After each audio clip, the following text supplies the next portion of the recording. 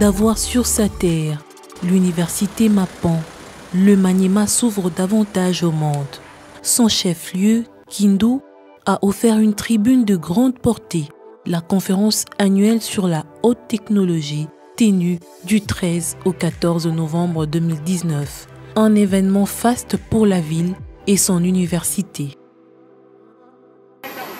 Premier acte avant l'événement, sur le tarmac de l'aéroport de Kindu se pose un aéronef de Congo Airways avec à son bord plusieurs participants de la conférence annuelle sur la haute technologie. Une équipe composée de professeurs, des journalistes et autres invités. Direction, le campus de l'université Mapon choisi pour accueillir cette grande rencontre. Sur les lieux, une visite guidée du site universitaire s'impose.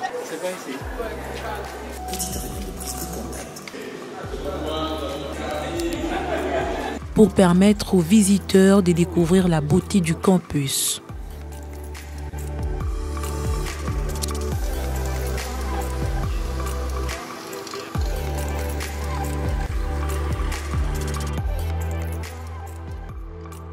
Au jour d'ouverture des travaux, la toute première conférence annuelle sur la haute technologie s'annonce avec enthousiasme, malgré l'absence de son initiateur.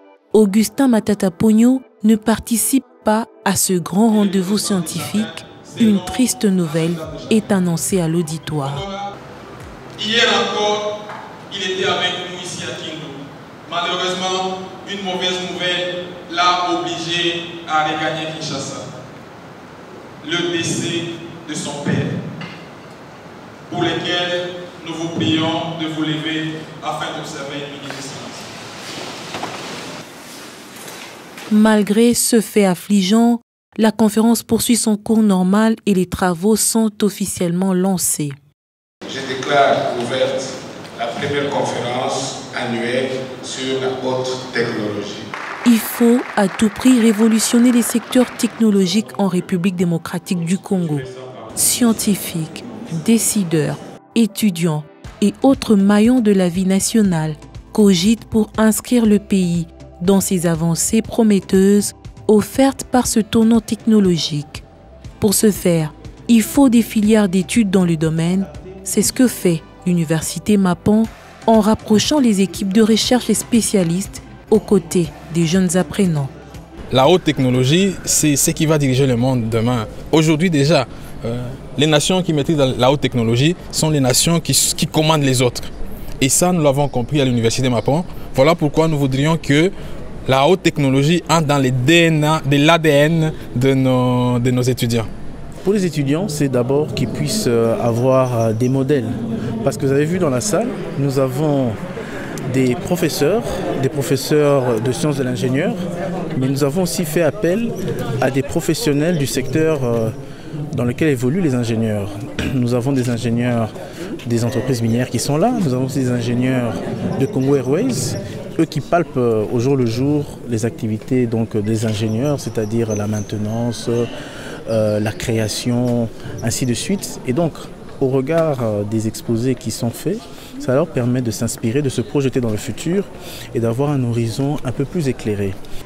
Avec des éminents orateurs venus de plusieurs pays du monde, entre autres le Canada, la Belgique et la République démocratique du Congo, ayant planché chacun sur une thématique bien spécifique, le niveau des échanges ne devait qu'être très élevé. À la première journée, des sujets tels que l'excellence au service du bien commun, les actions éducatives et universitaires du GRAN en Haïti, ainsi que les défis de la gestion environnementale de l'exploitation minière, deux sujets décortiqués par des orateurs de l'École technique de Montréal. J'ai expliqué le phénomène et j'ai présenté aussi les solutions pour prévenir et contrôler ce phénomène-là qui se produit dans bon nombre de mines métallifères. J'ai ensuite aussi terminé en parlant essentiellement de l'importance d'une bonne gouvernance minière pour s'assurer que les sociétés minières qui exploitent soient en mesure et le fassent de façon ordonnée, la restauration des sites à la fin de la vie de la mine.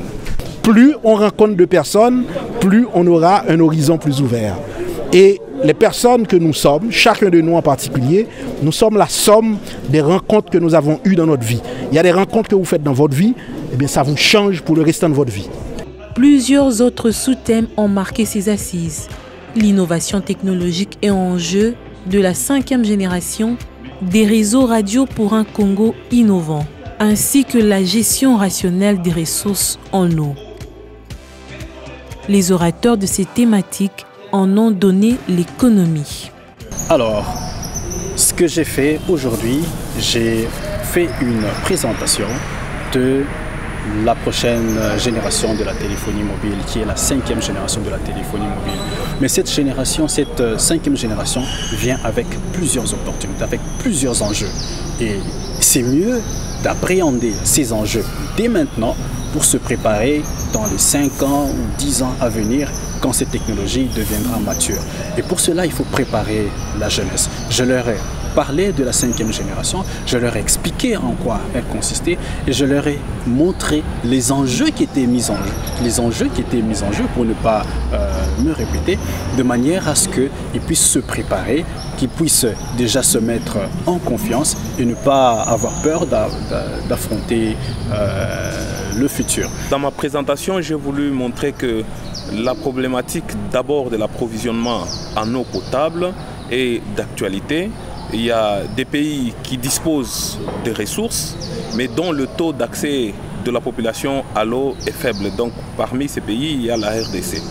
Alors donc j'ai voulu montrer nous ne devrions pas connaître la situation des pays avancés qui se sont développés sans pour autant gérer rationnellement leurs ressources. J'ai donné l'exemple de la France avec la Seine, où vous avez la Seine, où on ne peut pas pêcher, où on ne peut pas nager, donc qui est hyper polluée. J'ai donné l'exemple de la Meuse. Et j'ai dit, pour le cas de la RDC, j'ai pris le cas de Kindu, où nous avons le fleuve qui traverse la ville et qui devrait être géré rationnellement. Gérer rationnellement, ça veut dire qu'il faudrait déjà faire attention à la consommation de l'eau et penser déjà au retraitement des eaux usées, notamment les eaux usées qui viennent des industries. Et là, c'est toutes les industries qui sont installées dans le bassin du fleuve. Donc, en partant du Katanga jusqu'à Kinshasa, toutes les activités industrielles qui sont développées génèrent des eaux usées. Et ces eaux usées devraient être traitées. La problématique de la rentabilité de l'exploitation minière, elle, a été abordée par le professeur Jimmy Kalinga. Nous leur avons expliqué la notion économique du minerai. Et que le minerai, ce n'est pas, qu'on vous dise chez nous, on a le cuivre et vous applaudissez. Non. Nous avons montré que le minerai, c'est une substance qui doit être exploitée d'une manière économiquement rentable en fonction des techniques d'extraction disponibles. Donc si on a du cuivre quelque part et qu'on n'a pas de technologies pour sortir ce cuivre du sous-sol, on ne peut pas dire qu'on a du minerai. Donc nous avons d'abord montré l'importance du minerai. La rentabilité doit être derrière la définition et pour qu'il y ait une rentabilité, il faut qu'il y ait une technologie. Voilà. Ça c'est la première des choses que nous avons essayé d'établir. Et après nous avons montré aux étudiants qu'il faut avoir une technologie. Et les Belges qui sont arrivés au Congo ont commencé par nous communiquer les premières technologies. Et un peu plus tard, nous avons montré aussi qu'il y a des technologies qui existaient ailleurs, bien avant, mais qui sont arrivées tardivement ici chez nous. Voilà pourquoi nous avons dit que la notion de nouvelles technologies était aussi fonction du temps et même de l'espace. Un autre orateur, le professeur Soumaïli Jean, a démontré que la gestion actuelle de l'énergie électrique en RDC est loin des standards internationaux à travers la thématique « La gestion intelligente de l'énergie électrique », la RDC peut-elle combler son gap?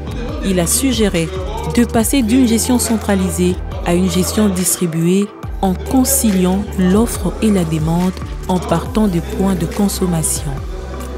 Un vrai régal hautement scientifique, ces assises durant lesquelles les étudiants ont été bel et bien attentifs à ces différents exposés. Une preuve de participation, cet engouement dans le débat à travers des questions. C'est un véritable rendez-vous du donner et du recevoir qui permet aux élites participants d'approfondir leurs connaissances et surtout susciter le goût à la recherche. Si nous sommes en train d'être formés ici, c'est pour devenir excellents, mais nous devons savoir comment utiliser cette excellence-là. Réputée jadis comme une chasse gardée des hommes, la technologie a pu séduire aussi les filles qui apprennent à cœur joie à l'université Mapone. On se sent aussi à notre place, donc je conseillerais à toutes les filles qui ont l'ambition de faire la Polytech, de continuer avec leurs rêves, de continuer parce que c'est possible qu'une fille peut aussi affronter les maths, une fille peut affronter la mécanique. 2 jours de débats, des réflexions et des connexions. Il fallait bien poser ses pieds et clôturer avec des recommandations à soumettre aux acteurs du secteur ainsi qu'aux autorités en vue de placer la République démocratique du Congo sur l'orbite de la haute technologie, facteur indispensable de développement. Ces conclusions ont été résumées en 2 grands points: le rôle des nouvelles technologies dans la transformation de la société et le rôle des entreprises dans la diffusion technologique. En somme, l'État comme les entreprises ont été appelés à investir dans la mise en place d'une politique nationale et surtout orienter l'innovation vers les solutions logicielles accentuées par la 5G.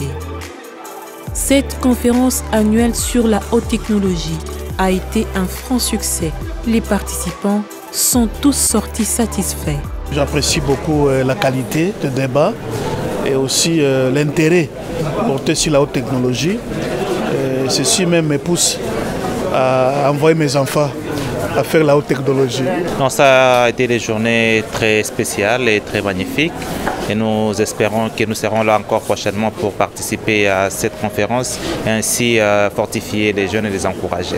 La science est l'un des moyens par lesquels les jeunes gens pourront avoir un impact dans la société. Arriver à déplacer le pays d'un point A vers un point B, constatant un progrès. Le progrès, c'est parfois quelques petits deltas d'amélioration, mais c'est déjà quelque chose. Ces journées ont été un succès parfait. Nous avons eu tous les niveaux de connaissances qui se font actuellement ailleurs. Tout a été reproduit ici et présenté. Alors, je suis très content. C'est la première fois qu'on fait des choses pareilles au Congo ici. Que ça continue. Que ça continue. Je suis vraiment émerveillé et je souhaite que cela continue et que ce soit ascendant, okay? Que les futures éditions dépassent celle-ci. Le rendez-vous a fait sensation. L'idée d'une 2e édition fait déjà route. La 2e conférence annuelle sur la haute technologie se déroulera du 11 au 12 novembre 2020 avec pour thème l'industrie face aux progrès technologiques et aux défis environnementaux. Touché par la disparition de son père et venu l'accompagner en sa dernière demeure à Kindu, le professeur Matata Pogno a, malgré cette douloureuse épreuve, pris le soin d'échanger pendant quelques minutes avec la délégation des orateurs et visiteurs de la conférence annuelle sur la haute technologie. Une preuve de plus que l'initiateur de la Fondation Mapon tient à la science, qu'il considère comme un levier important pour le développement de la République démocratique du Congo. Ici aussi, à l'RDC ou à l'Afrique, on va aussi totaliser les 400 ans.